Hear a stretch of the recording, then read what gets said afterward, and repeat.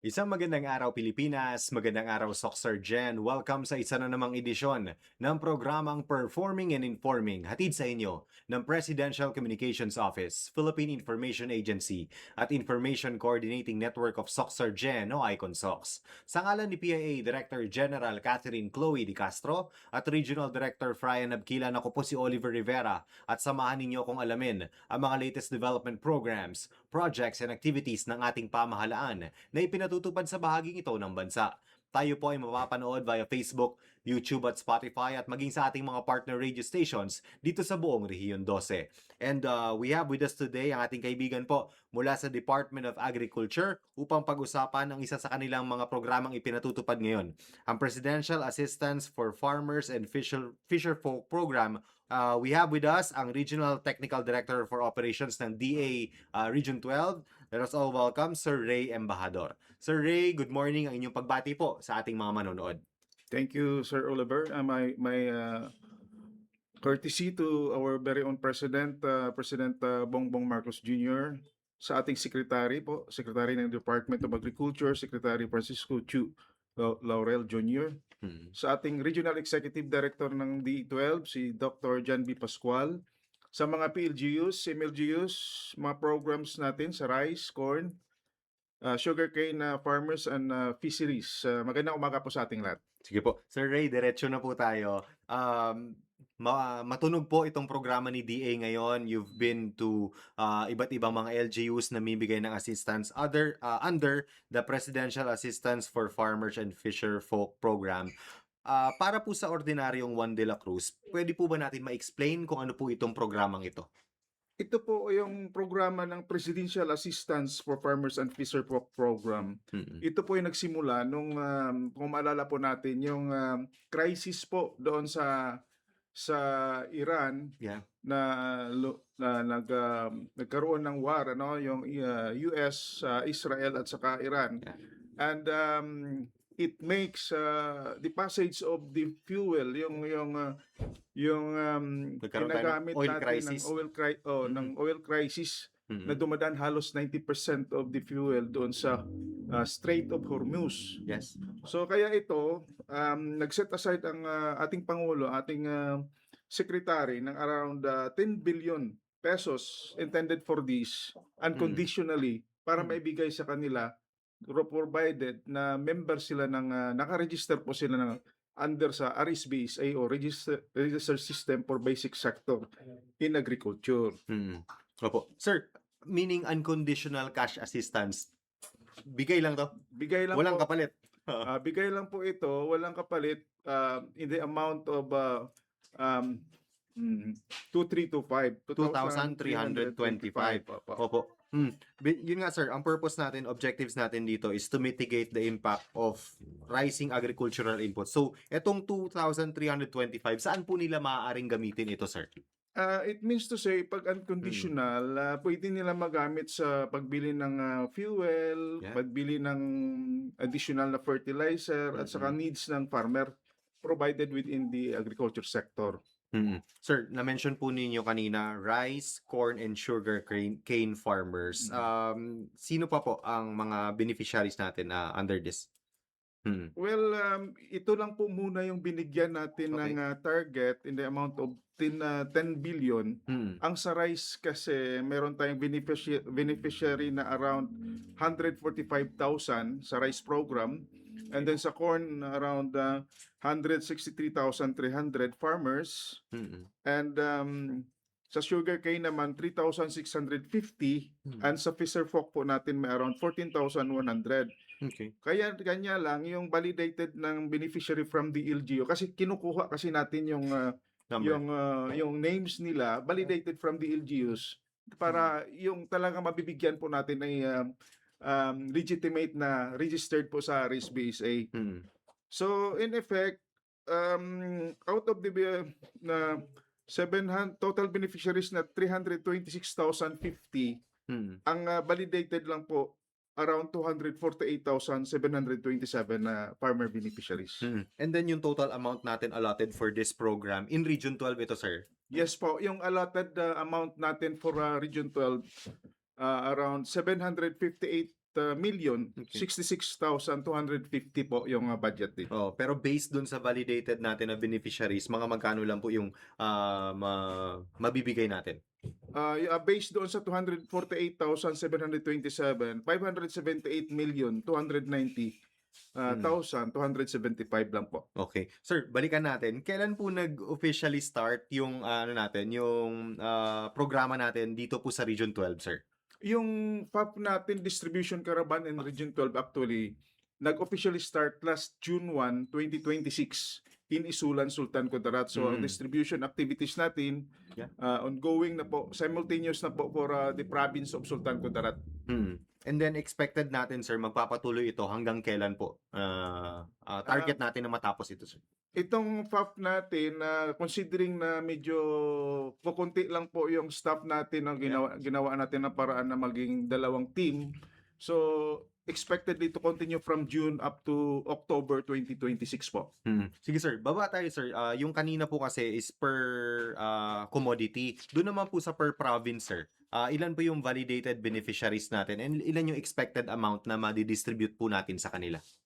Well, kung yung sa validated natin for Cotabato province, yung validated na number of beneficiaries around 84,022 po sa Cotabato, amounting to 195,351,150. Okay. Sa Sarangani naman po, meron tayong validated na 30,000 farmers, 30,777, amounting to 71,556,525. Okay.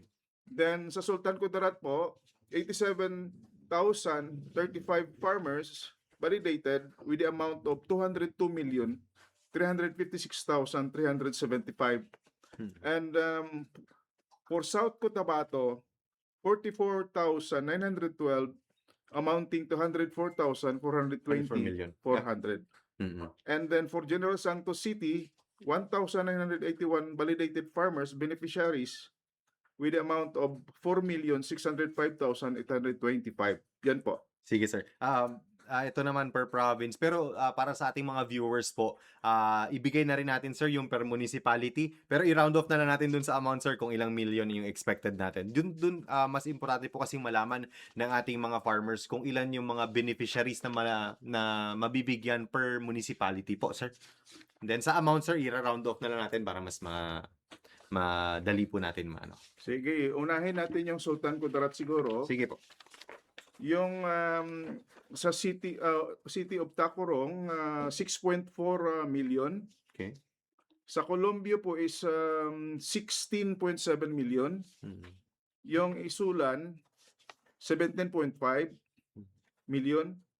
Sa Lambayong po is 27.6 million. And then Lutayan, 21.8 million. President Quirino of Sultan Kudarat, 9.3 million. Bagumbayan, 17.3 million. Esperanza, 17.6 million. Calamansig, 7.9 million. Libak, 25.5 million. Palimbang, 18.1 million. And lastly, yung Senator Ninoy Aquino, 15.9 million. Now, we will proceed to South Cotabato. Bulong-Mulok, 5.6 million. Tampakan, 4.4 million. Tupi, 6.2 million. Tantangan, 9.9 million. Banga, 11.6 million. City of Coronadal, 7.5 million. Lake Cebu, 9.8 million. Norala, 9.6 million. Santo Niño, 5.8 million. Surala, 14.4 million. Tiboli, 19 million. Now we'll proceed with Cotabato province. Marami-rami ito, sir. Sige. Ito marami-rami ito. For the municipality of Alamada, Okay. 22.4 million. Aliosan, 11.7 million. Libungan, 7.1 million. Mitsayap, 13.7 million. Pigkawayan, 10.5 million. Pikit, 16.3 million. Antipas, 3.3 million. Arakan 5.9 million, City of Kidapawan 4.5 million, Magpet 2 million, Makilala 2.7 million, President Rojas 6.9 million, Banisilan 7.5 million, Carmen 15.8 million, Kabakan 11.2 million, Matalam 12 million, Mlang 26.8 million, and lastly Tulunan 14.1 million. Sige sir, So, Sarangani na tayo. Opo. Ito ang mga Sarangani farmers natin, sunod-sunod ang mga trahedya doon, lumindol, and then nabahaan din sila, may landslide. Sige po, sir. Sige. For the province of Sarangani, Alabel 10.8 million, Glan 12.4 million, Yamba 3.9 million, Maasim 10.8 million, Maitom 5.9 million, Malapatan 12.7 million, and the lastly Malungon 14.8 million. So meron pa pong isa, yung General Santos City, Yeah. with the amount of 4.6 million po. Opo, so talagang busy ang Department of Agriculture sa pag-implement po ng programang ito hanggang October. Pero sir, nakaschedule naman po ang pagpunta ng ating mga opisyales ng empleyado din ng DA sa mga LGUs na ito. Kamusta po yung coordination natin sa mga LGUs regarding this? Well, prior to the implementation of the program, we coordinated with the LGUs, PLGUs, considering na malaking pera po yung dinadala natin sa ground. Yes. So, very very potential ang security risk, no, nito. Kaya we coordinated clearly with the LGU na magtulungan lang po. Mag-provide sila ng Mag-provide sila security. ng security at saka personnel during the distribution. Importante talaga sir na maayos yung distribution nito kasi maaring magkagulo, mga ganyan. So, smooth naman. Kamusta po? So far, sa mga distribution natin na natapos na sir, smooth naman po yung natin. Wala tayong na-encounter na mga unnecessary na mga issues po. There are some cases, but I will not mention the area. Meron pong mga individuals na attempted to claim ng itong financial assistance natin using fake or falsified identification card. Yeah. So malalaman man talaga ng mga kasama natin sa field dahil bini-verify po 'yan. Ano pa yung ibang issues and concerns ninyo sir na na-encounter during the distribution po?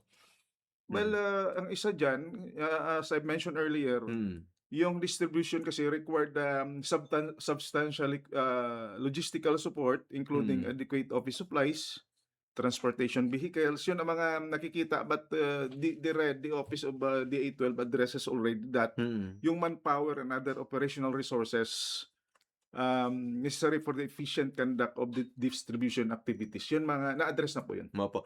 Kumusta naman sir? For example, may outdated records doon sa RSBSA. Paano po yung process noon during distribution? Well, prior sa distribution kasi merong validating team. Yeah. So binabalidate mo na if ever na merong mga outdated, then they have to Correct it. correct it. Siyempre kung halimbawa namatay na or whatsoever, hindi makapunta yung recipients, then they have to update that. Yeah. Kasi RSBSA yung basis natin ito. Para po doon sa mga hindi pa nakapag-register na mga farmers, pwede ba silang humabol na mag-register sa RSBSA para maka-avail nito or pagka next batch na lang sila? In fact, yung napag-usapan natin kanina, Sir Oliver, out of 758 million, yung validated lang is 578. So, meron pang tsansa, provided magpa-register ulit sila. Magpa-register, nagdadala naman kami ng form na magpa-register sila sa atin through that form. Yung rice naman kasi 2 hectares and below. Okay. And then sa corn, wala namang limit doon. And then also sa sugarcane. Yun lang po, basta iparegister lang nila sa RSBSA. Sige sir, panawagan natin sa ating mga farmers na mag-register po sa RSBSA para maka-avail ng hindi lamang po nitong PAFP, meron din po yung mga ibang programa ni DA, sir. Yes po, yung Department of Agriculture sa pamumuno po ng ating presidente at ng ating secretary ng department, si Mm. Secretary Francisco Q. Laurel Jr. at saka Mm. yung ating Director Mm. Regine Pascual, ay kami po ay hindi po hinto sa Mm. pagbigay ng tulong. In fact, ito ay isang program pa lang, yung PAP, no? Meron din tayong tinatawag na Mm. Rice Farmers Financial Assistance. Meron pa rin po tayong tinatawag na fuel assistance. Okay. So, ang pinakamaganda na gagawin, pumunta po kayo sa pinakamalapit na local government units. So, meron naman tayong Mm. Office of the Municipal Agriculturist. Magpa-register lang po doon. Yun naman Mm. ang kailangan. Yeah. And then all the interventions of the Department of Agriculture, kuha naman kayo, ano tawag diyan, qualified, mabibigyan talaga kayo ng interventions. Even yung mga palay, Yeah. bini ng palay, mais, at other high value crops program at Opo. sa livestock, napakarami po. Sir, anong basic requirement para mag-register sa RSBSA? Actually wala, meron namang data, biodata mo man lang ilagay doon. Okay. So provided meron kang Details sinasaka, lang. oo, may sinasaka ka. Mm. Pag na-comply mo lang naman yung needed requirements ng RSBSA at Mm. mag-qualify ka, talagang papasok ka na talaga. Opo. Sir, dati kasi may mga ang pagbibigay natin ng assistance po through RSBSA, meron silang mga cards, 'di ba? Or through mga pera padala, ganun. Etong PAF po natin, cash po ang binibigay sa kanila mismo? Yung dati kasi yung Rice Farmers Oo, Financial RFFA. Assistance natin, through through card yun. Through card. Pero Mahirap.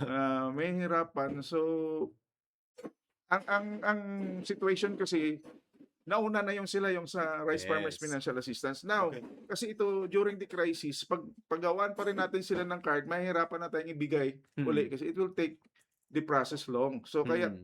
cash na lang talaga yung ibinigay natin sa kanila. Sa guidelines kasi cash na. Gosh, sige po. Sir, baka meron pa po kayong ibang announcements before we end our program. Panawagan po sa ating mga farmers and then sa mga LGUs din na pupuntahan pa ng inyong opisina.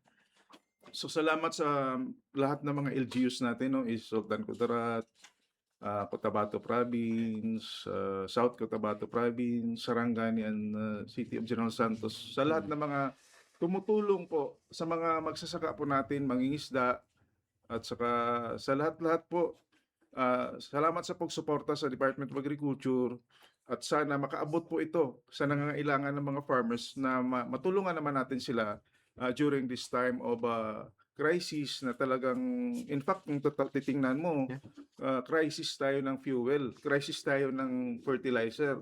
Papasok pa naman yung El Nino. So, mahirap talaga na hindi natin matulungan yung ating mga magsasaka at mangingisda. Sir, additional lang talaga. Paano po kung may grievance, sir? May mga reklamo, saan po nila pwedeng idulog? For example, may mga kilala sila na hindi to qualified dapat pero naka-receive, or merong mga kilala sila na kailangan maka-receive pero hindi po kasama dun sa listahan. Paano po nila ilalapit yun, sir? Diretso na ba sa DA or sa munisipyo? Yung first line nila, talagang doon mo i-validate yung name mo sa LGU. Kasi yung Okay. LGU talaga yung nakakaalam. Yung sa amin kasi sa DA12, Validate. i-validate namin kung talagang totoo yung sinasubmit. Oo. Kasi yun yung mga common issues natin sa ground. And then, dapat po malaman ng ating mga farmers na direct po kayo muna sa ating mga LGUs. Doon po ninyo i-verify yung ating listahan para po makatanggap po kayo ng assistance nito mula sa ating pamahalaan. Sige po. Sir, unless wala na po kayong ibang panawagan, maraming salamat po sa ating guest, ang Regional Technical Director for Operations ng Department of Agriculture Region 12, Sir Ray Embajador. Sa ngalan ni PIA Director General Catherine Chloe Di Castro at Regional Director Frian Abquilan, ako po si Oliver Rivera. Maraming salamat at isang magandang araw, Soc Sir Jen.